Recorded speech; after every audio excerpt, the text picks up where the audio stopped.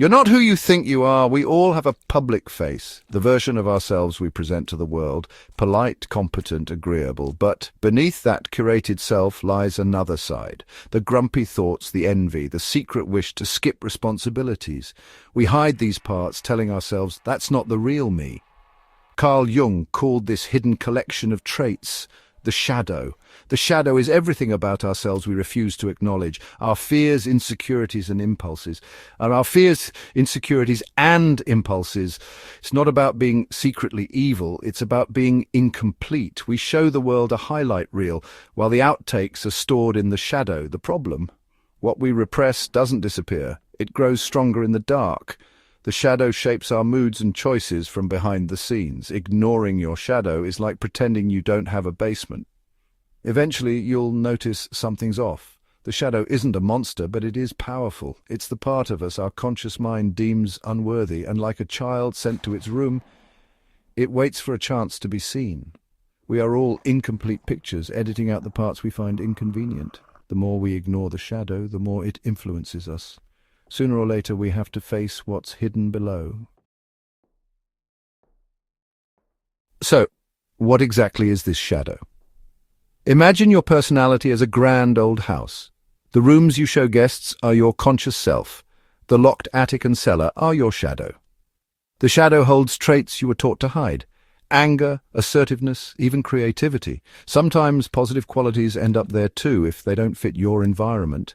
Ever dislike someone for no clear reason? Jung would say that's your shadow at work.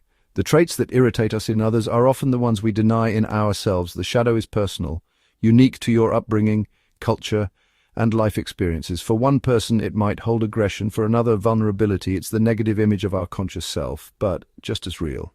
The shadow is a master of disguise, often showing up in the faces of others. It's built from all the "I am not that" declarations you've ever made.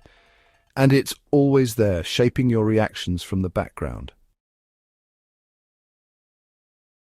What happens when we ignore the shadow? It doesn't stay quiet. The shadow becomes an invisible saboteur, tripping us up unexpectedly. Think of the people-pleaser who suddenly explodes in anger, or the chronic procrastinator. The shadow's influence shows up in repeating patterns, unhealthy relationships, self-sabotage, broken resolutions.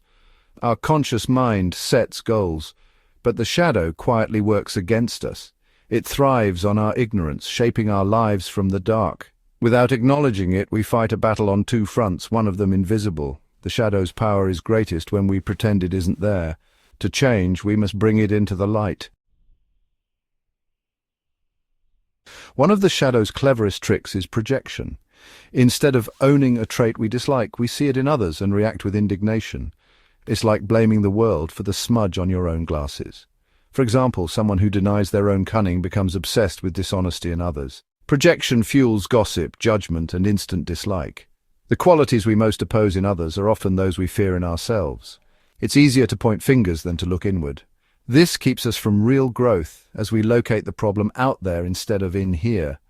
Projection creates a world of heroes and villains, blinding us to our own flaws. The more we project, the less we understand ourselves. As long as we're busy cleaning up others' messes, we ignore our own. The shadow remains unexamined, growing stronger.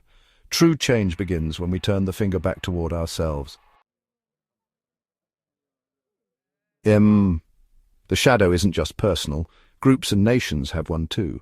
Societies push unwanted truths into the collective unconscious, hiding dark chapters and hypocrisies.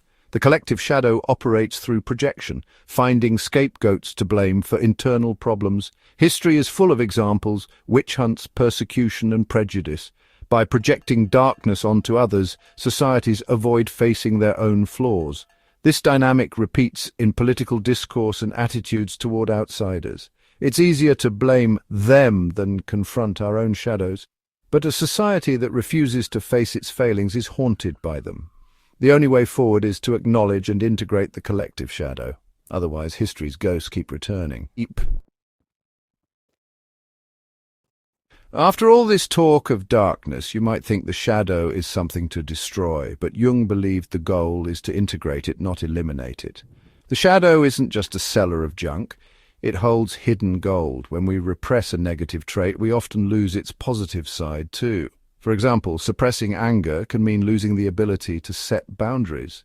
Reclaiming anger doesn't make you angry, it makes you whole. The same goes for ambition, vulnerability, or creativity.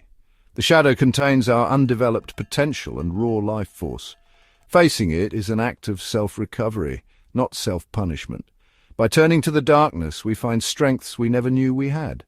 Integrating the shadow leads to individuation, becoming a complete, authentic individual. It means becoming more of who you are, not less. The gold is there, waiting in the dark.